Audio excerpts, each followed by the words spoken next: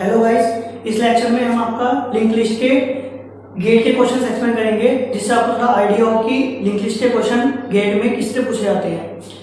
तो गाइस देखो, सबसे पहले जो क्वेश्चन है ये आपका एक सिंपल, इसमें एक फंक्शन दे दिया है इन्होंने रीअरेंज नाम से, जिसमें ये आपको एक लिंक लिस्ट इन्होंने पास करी है। इसका मतलब हेड पॉइंटर को इन्होंने लिस्ट बोला, इसका हेड पॉइंटर इन्होंने पास कर दिया इसमें। उसका इन्होंने इस स्ट्रक्चर टाइप के दो वेरिएबल बनाए पी और क्यू, एक टेम्प सिंपल वेरिएबल बनाया, चेक करा इफ नोट ऑफ लिस्ट और लिस्ट ऑफ नेक्स्ट। मतलब कहीं ऐसा तो नहीं कि लिस्ट में सिर्फ एक या दो नोड है, इसका मतलब ये है, अगर ऐसा है तो यहाँ से इनको सीधा प्रिंट करवा दिया। अगर ऐसा नहीं है तो इन्हें पी में लिस्ट, मतलब पी आपको इसको रेफर कर रहा है, और क्यू में लिस्ट का नेक्स्ट मतलब क्यू इसको कर रहा है। ठीक है, इसके बाद में चेक करा वाई क्यू, जब तक आपका क्यू है टेम्प में पी की वैल्यू, मतलब टेम्प में आ गया आपका 1, पी की वैल्यू में क्यू की वैल्यू, पी की वैल्यू में क्यू की वैल्यू मतलब 2, और क्यू की वैल्यू में टेम्प, क्यू की वैल्यू में टेम्प में क्या है 1। ठीक है, इसके अंदर पी में क्यू का नेक्स्ट, मतलब पी आपका इसको रेफर ना करके अब आपका जो ये थर्ड नोड है इसको रेफर कर रहा है। ठीक है, और क्यू में डाला है, ये हमने कंडीशनल प्रोबेबिलिटी में आपने देखा होगा, ये भी कंडीशन है पी। अगर आपका पी है, हाँ पी है, तो इन्हें पी का नेक्स्ट मतलब अगर मतलब ये चीज क्वेश्चन मार्क से पहले कंडीशन है, अगर ये ट्रू होगी तो ये वाली कंडीशन आपकी चलेगी, वरना तो ये वाली चलती है। तो इसमें आपका पी है, इसलिए क्यू में इन्हें पी का नेक्स्ट मतलब क्यू इसको रेफर कर रहा है। फिर दोबारा लूप चलेगा वाई क्यू, टेम्प में पी की वैल्यू, मतलब टेम्प में आ गया 3, पी की वैल्यू में क्यू की वैल्यू, मतलब यहाँ पे 4 आ गया, और क्यू की वैल्यू में टेम्प मतलब यहाँ पे 3 आ गया।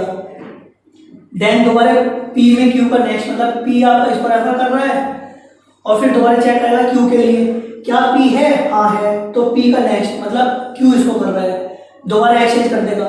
तो आप मतलब इसमें इन्होंने क्या कहा था कि आपको एक सिंपल 1 2 3 4 5 6 7 नाम से एक लिंक लिस्ट के एलिमेंट्स इस फंक्शन में पास करें एक लिंक लिस्ट में, और आपको बताना है कि जब ये पूरा फंक्शन एग्जीक्यूट हो जाएगा तो उसके बाद एलिमेंट्स का अरेंजमेंट क्या होगा। 4 ऑप्शन दिए हुए थे, आपको दिख रहा है क्लियर कि ये हर दो के पेयर में स्वैप कर रहा है एलिमेंट्स को, तो इसका आउटपुट क्या होगा 2 1 4 3 6 5 7।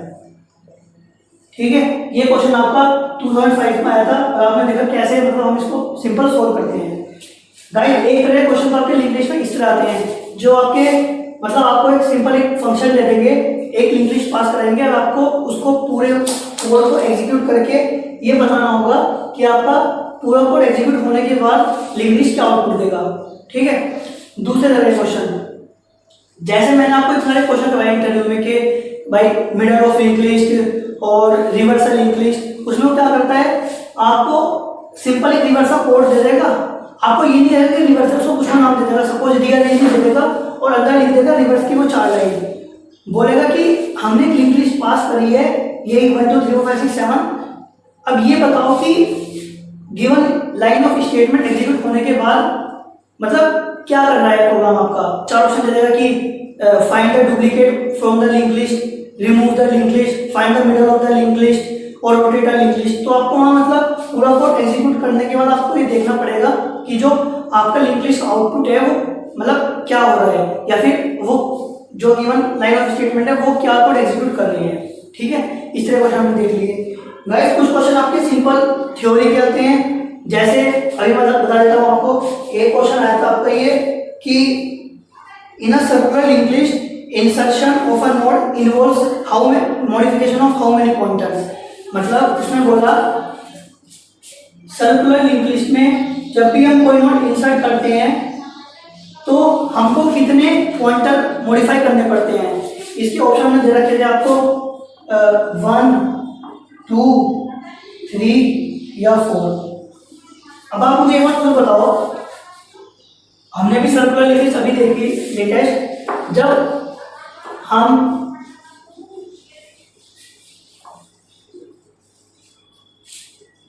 सर्कुलर लिंक लिस्ट करते हैं तो उसमें क्या करते हैं भाई। सपोज आपकी सर्कुलर लिंक लिस्ट है, ठीक है। अब मुझको इस पे लास्ट में एक नोड इंसर्ट करनी है, मतलब यहाँ पे करनी है, तो आपको कितने पॉइंटर मॉडिफाई करने पड़ते हैं भाई? एक तो आप सिंपल इसका लिंक इसमें डालोगे एक पॉइंटर, और एक बाद में सिंपल आप इसका लास्ट पॉइंटर इसको ऐड करवाओगे।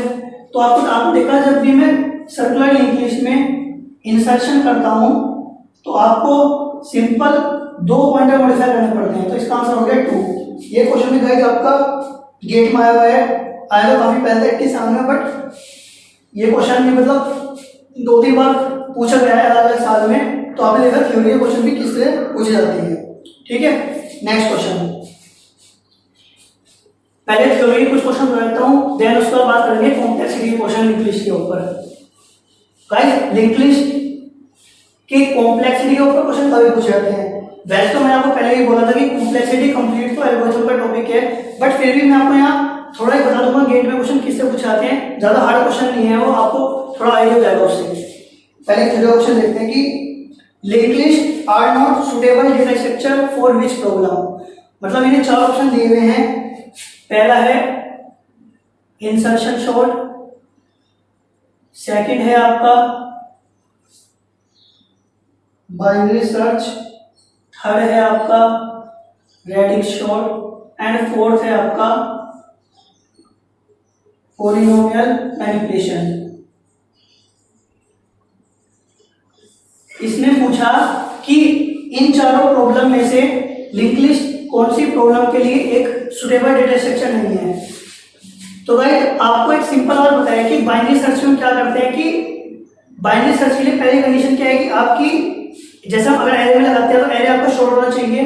उसमें हम हमेशा बार बार मिडल निकालते हैं एंड देन चेक करते हैं कि जिस नोड को हम सर्च करना चाहते हैं क्या वो मिडल एलिमेंट से छोटी है बड़ी है। अगर छोटी होगी तो हम उसके लेफ्ट में चलते हैं, अगर बड़ी होगी तो हम उसके राइट में आते हैं। मतलब कुछ इस तरह करते हैं, क्योंकि बाइनरी सर्च में हम हर पॉइंट पे हमें या तो मिडल से लेफ्ट में ट्रैवर्स करना है या फिर राइट में ट्रैवर्स करना है। तो आपको पता है लिंक लिस्ट में ये चीज पॉसिबल नहीं है सिंगली लिंक लिस्ट में। तो इसलिए हम बोल सकते हैं कि आपका बाइनरी सर्च एक ऐसा ऑपरेशन है जिसके लिए आपका लिंक लिस्ट एक सुटेबल डेटा स्ट्रक्चर नहीं है। ठीक है guys, next question.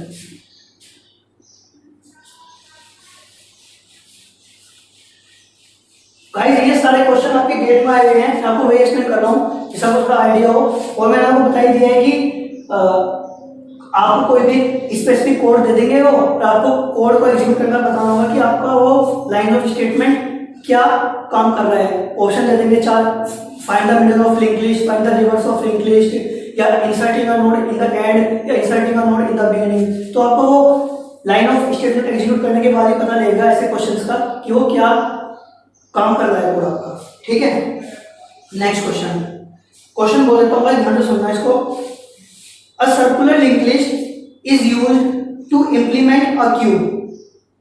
A single variable p is used to access cube to which node should p point such that both operation nq and dq can done in constant time। Guys वैसे तो ये question cube करवाने के बाद करना चाहिए, but क्योंकि ये क्वेश्चन लिंक लिस्ट के ऊपर ही आया हुआ है तो इसको मैं थोड़ा आपको बता देता हूँ। अगर क्यूब का थोड़ा आइडिया होगा तो आप समझ जाओगे, वरना कोई दिक्कत नहीं। आप पहले जब क्यूब बताऊंगा उसके बाद आप इस क्वेश्चन को दोबारा समझ सकते हैं।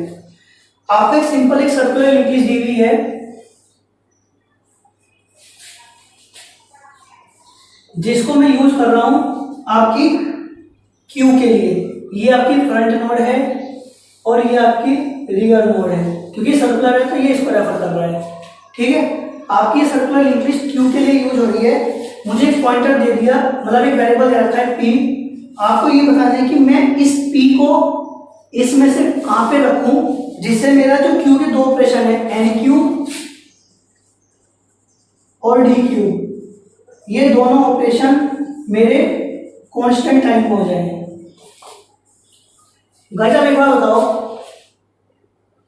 आपको पता है सर्कुलर लिंक लिस्ट में अगर मैं इस पी नोड को यहां पे रखूंगा रियर पे, तो अगर मुझे कोई नोड इंसर्ट करनी है तो मैं सिंपल यहीं पे इंसर्ट कर दूंगा, कांस्टेंट टाइम हो जाएगा। मतलब मुझे कोई नोड ट्रैवर्स नहीं करनी पड़ेगी। आप पी को सिंपल यहाँ पे पॉइंट करो और मुझे उस पर जो भी नोड इंसर्ट करनी होगी मैं सिंपल यहीं इंसर्ट करके रियर का नेक्स्ट न्यू नोड में डाल दूंगा और न्यू नोड को नेक्स्ट आपका फ्रंट में डाल देंगे।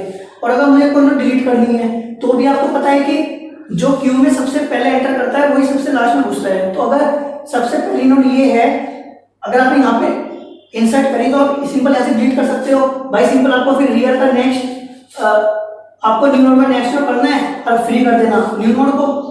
तो हमने देखा कैसे, मतलब हम सिंपल अगर पी को मैं रियल पे रखूंगा तो मैं क्यू के दोनों ऑपरेशन एन क्यू और डी क्यू दोनों आपके कॉन्स्टेंट टाइम में कर पाएंगे। तो इसका आपको 4 ऑप्शन दिए गए थे।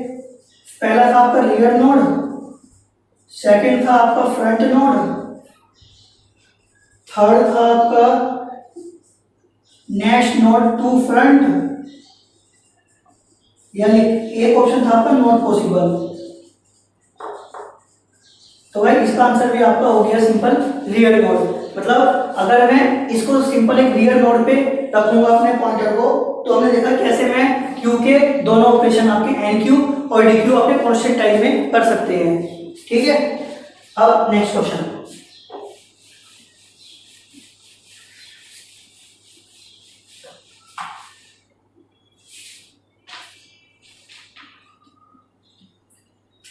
गाइस ये दो क्वेश्चन है, दो थोड़ा सा कॉम्प्लेक्सिटी के ऊपर है, लेकिन इसको ध्यान से समझना, काफी इजी क्वेश्चन है और ट्रिकी क्वेश्चन थोड़े से।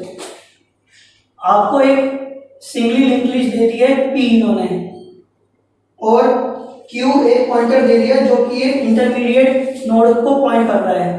मतलब सपोज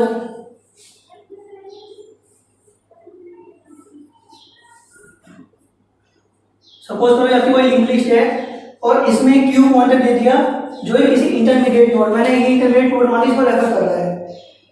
तो इन्हें पूछा कि क्यू एक पॉइंटर दे दिया इंटरमीडिएट नोड एक्स पे। हाँ, मतलब इस नोड का नाम मैंने एक्स माना जिसको एक क्यू एक पॉइंटर रेफर कर रहा है। तो इन्होंने पूछा इसमें वर्स्ट केस कॉम्प्लेक्सिटी बताओ इस क्वेश्चन में, what is the worst case complexity for deleting node x. आपको सिंपल एक पी लिंक लिस्ट दी हुई है, क्यू एक वेरिएबल दे दिया जो आपको एक x node intermediate node x को रेफर कर रहा है। आपको बताना है worst case complexity for deleting the node x. अगर मुझे इस लिंक लिस्ट में से ये इंटरमीडिएट नोड एक्स को डिलीट करना है तो इसकी वर्स्ट केस कॉम्प्लेक्सिटी क्या होगी। 4 ऑप्शन दिए हुए थे, big of n, big of log n, big of 1 and big of n square log n. आप में से कुछ लोग बोलेंगे कि मैंने बताया था जब हम किसी भी सिंगल लिंक लिस्ट में कोई और इंसर्ट करते हैं तो उसमें किसी स्पेसिफिक पोजीशन पे इंसर्ट करने की कॉम्प्लेक्सिटी बिग ऑफ एन होती है, तो आप सीधा धार में से बिग ऑफ एन लगाओगे। बट गाइस मैं आपको बता दूं बिग ऑफ एन इसका गलत आंसर है। ऐसा क्यों? आप एक बार खुद सोचो, जब मैं सिंगल लिंक लिस्ट का इंसर्शन या फिर डिलीशन करवा रहा था और अगर मुझको वहां से किसी एक इंटरमीडिएट नोड को डिलीट करना पड़ रहा था तो पहले मैं उस इंटरमीडिएट नोड तक पहुंच रहा था एक लूप लगाकर। भाई सपोज करो मुझे ये नोड डिलीट करनी है तो पहले मैं एक लूप लगाकर इस नोड तक पहुंचूंगा, देन मैं इस नोड को डिलीट कर पाऊंगा। बट इसमें इन्होंने पहले ही क्यू पॉइंटर दे दिया उस नोड पे, आपको ट्रैवर्स नहीं करनी है लिंक लिस्ट। तो इसलिए जब आपको क्यू पॉइंटर पहले ही दे दिया तो आप सिंपल उसमें से कोई नोड आराम से डिलीट कर सकते हो। ठीक है, तो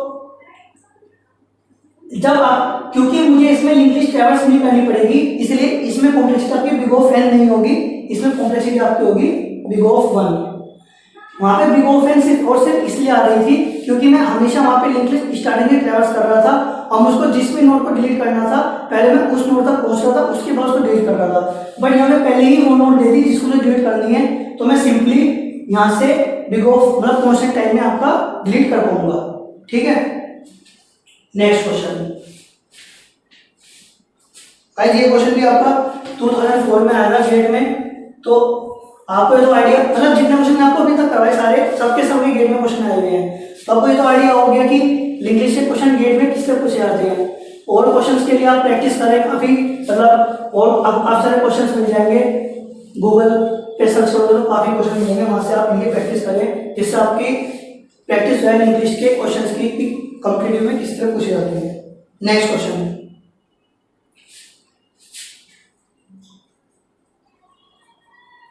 in worst case number of comparison to search a element in singly linked list of size n। Option दिए हुए हैं आपको इन्होंने log n/2, log n-1 और डी ऑप्शन है आपका n। भाई सॉरी थोड़ा हल्का दिख रहा है लेकिन समझे इसको कैसे। एक क्वेश्चन उन्होंने n किया हुआ है, ठीक है।